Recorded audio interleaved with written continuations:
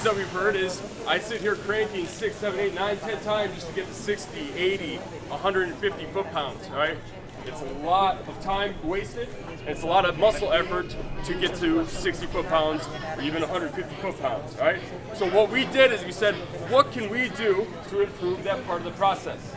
And I'm excited to introduce you the world's first torque wrench with the motor. All right, it's the M12 fuel digital torque wrench with one key. What this allows you to do is set your target torque.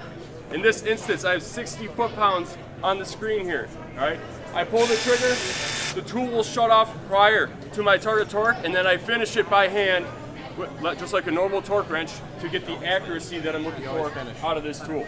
All right, let's do a quick demo. All right, so we're at 60 foot-pounds is our target torque. And the range of acceptable torque is plus or minus 10%.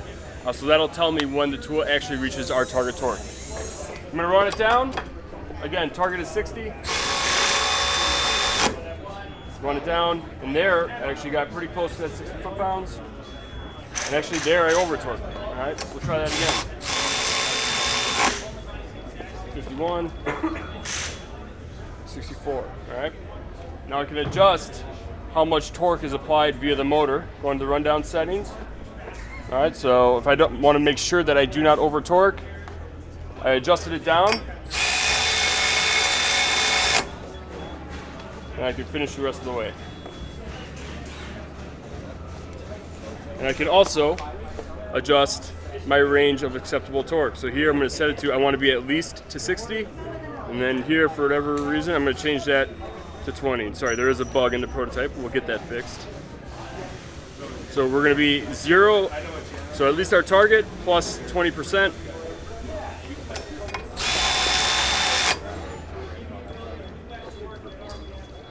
And I got 60. And I hit save to record.